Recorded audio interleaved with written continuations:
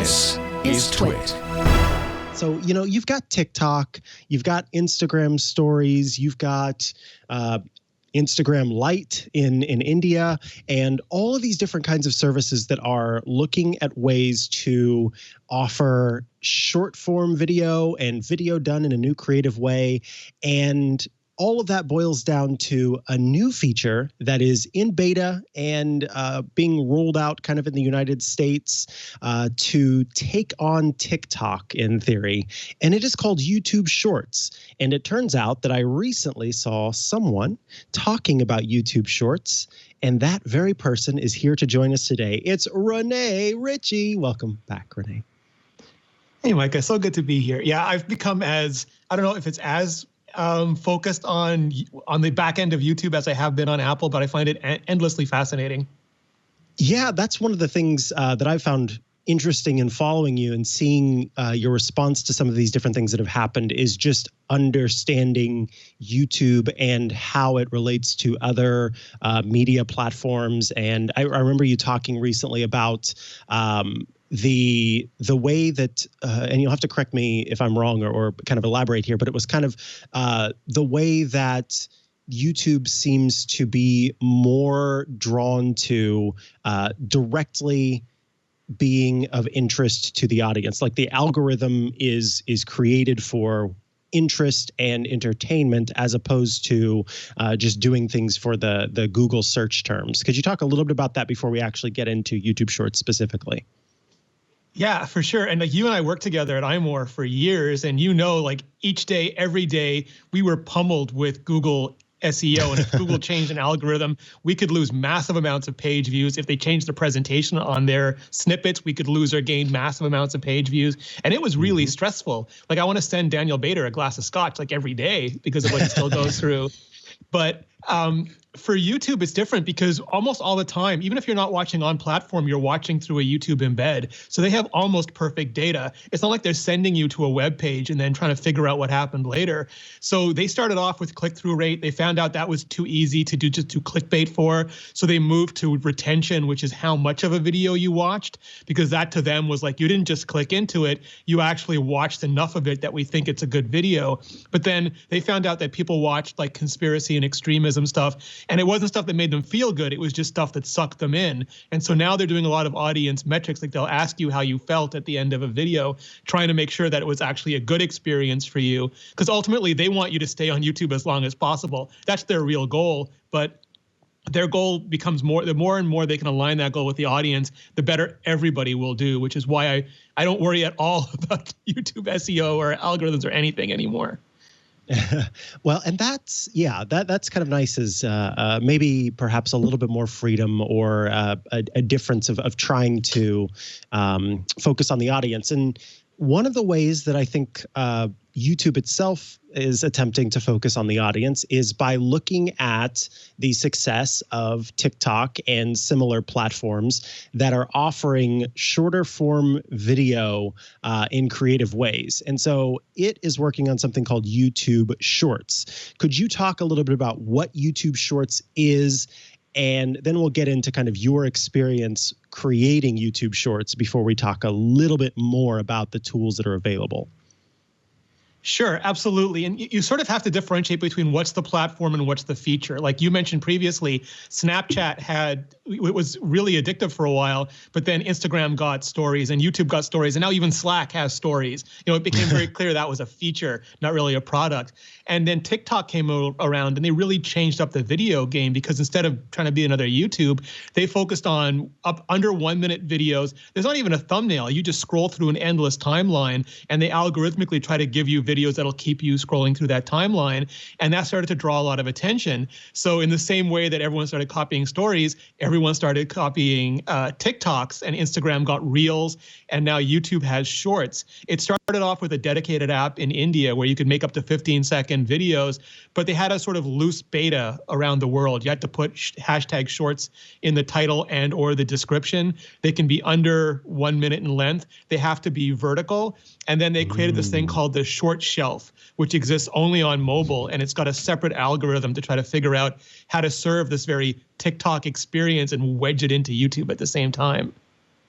Interesting, especially the short shelf. Now, why was it sort of, if you have any insight into this, why was it a little bit, because what you were talking about, I remember you specifically talking about shorts and having to have certain things in the title, and that kind of made them specific.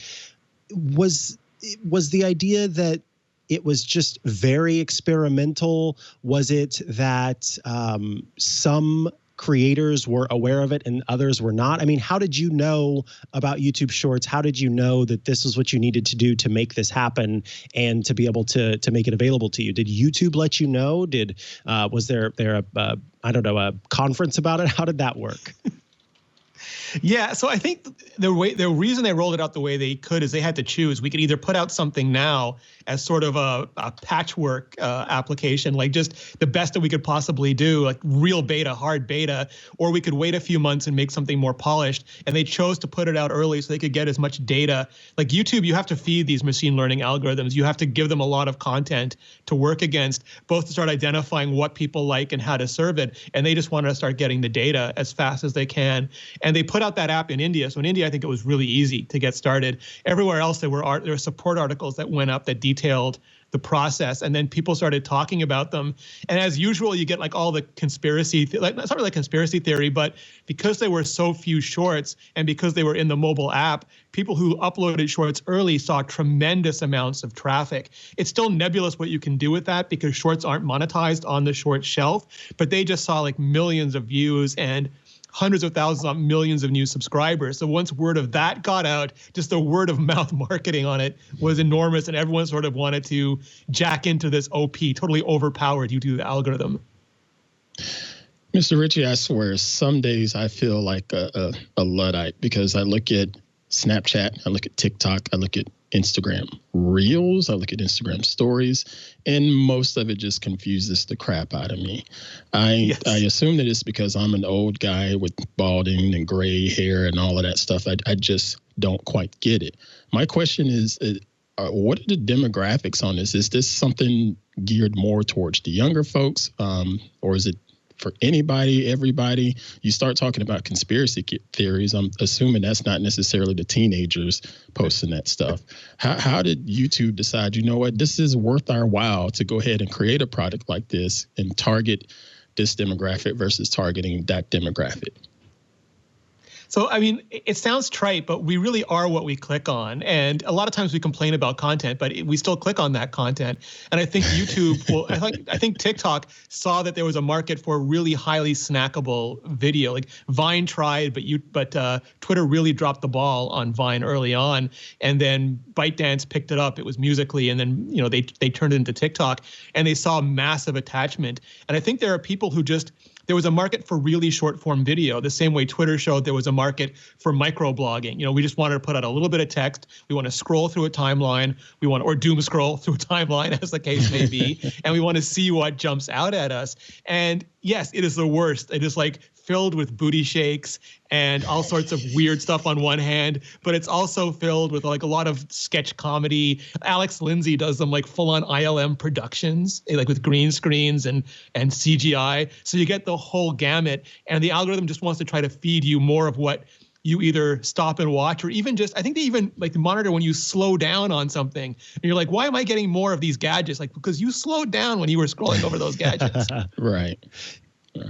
Absolutely. That I think about that on Instagram a lot. I pay attention to my scroll because I have noticed that, yes, if I stop too long on something, then the algorithm goes, oh, I think that might be of interest. And it's yes. Particularly with ads, I'll start to get like 9 or 10 ads from the same company for the ad that I accidentally or purposely in some cases slowed down on. So they really do pay attention. And I think that, that plays a role in trying. And one thing that I'm interested about in particular is a trend that I've seen lately, and maybe it's always been there, but it's not been as blatant.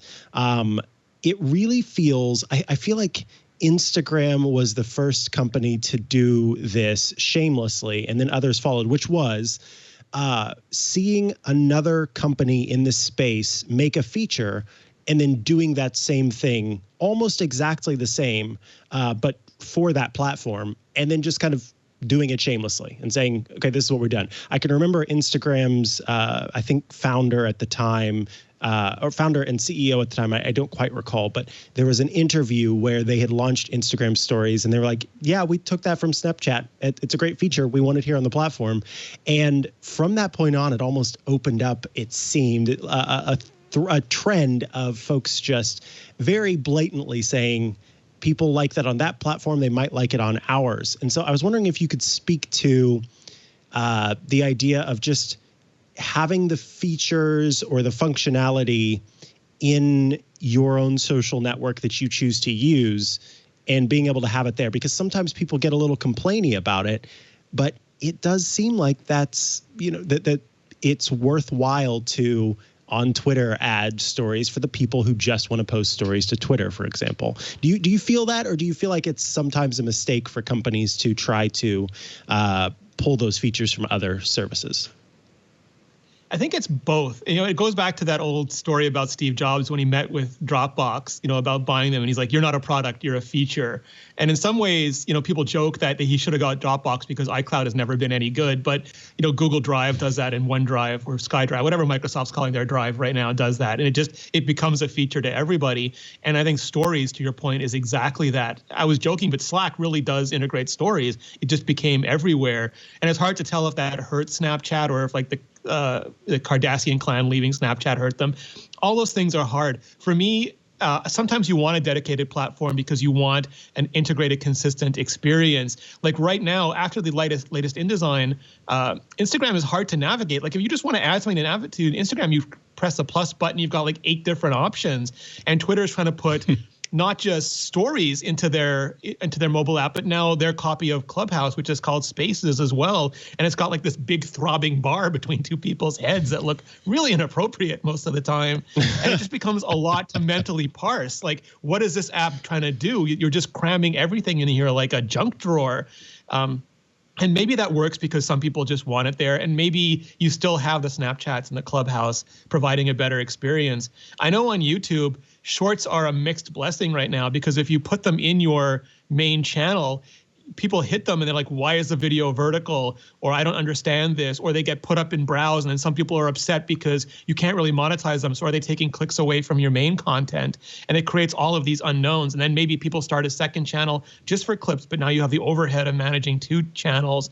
And it just seems like digital companies, big tech, can create these little digital gardens for us way faster than we can tend to them. And they just keep adding more gardens, and we have to figure out which gardens to abandon behind us. And like, where are our friends? Where's the money? Where's all these things? And it just becomes a lot of overhead, Micah.